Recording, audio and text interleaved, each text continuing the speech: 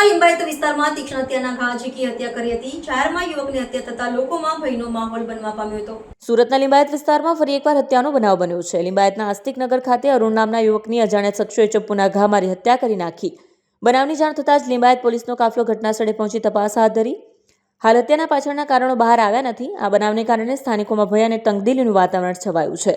હાલ સમગ્ર હત્યાને લઈને પોલીસ દ્વારા તપાસ હાથ ધરવામાં આવી છે।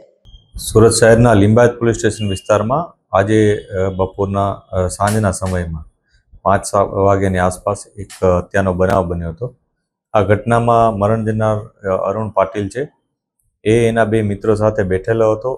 એના જે પરિચિતમાં છે, એકનું નામ દેવીદાસ સુખદેવ કરીને છે, દેવીદાસ ઉર્ફે ડેવિડ, અને બીજાનું નામ છે સની હલવાઈ। આ બંને જણાએ થઈ અને અરુણ પાટીલની હત્યા નિપજાવી હતી। કોઈ અગમ્ય કારણસર બંને વચ્ચે કોઈ ઝઘડો થયા હોવાનું જાણવા મળ્યું છે અને એ બાબતની પોલીસ અત્યારે તપાસ કરી રહી છે। જે આરોપીઓ છે એને અમે આઈડેન્ટિફાઈ કરી અને એ લોકોને હસ્તગત કરવાની કાર્યવાહી અત્યારે ચાલુ છે અને જે ભોગ બનનાર છે એનું પોસ્ટમોર્ટમનું કરાવડાવી કામગીરી અને બાદમાં અમે આગળની કાર્યવાહી કરીશું।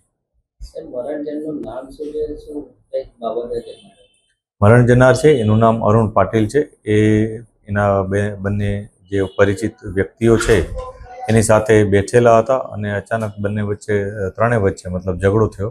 એ ઝઘડામાં આ બનાવ બન્યો હોવાનું જણાય છે, પરંતુ અમે ઇન્વેસ્ટિગેશન વધારે ઊંડાણપૂર્વક કરી રહ્યા છીએ। આની પાછળ કોઈ જૂની અદાવત કે એવું કંઈ હોય અથવા કઈ બાબતની બોલાચાલી થઈ હતી એ બાબતની તપાસ અત્યારે ચાલુ છે। આરોપીઓને અત્યારે હસ્તગત કરવાની પ્રક્રિયા ચાલુ છે।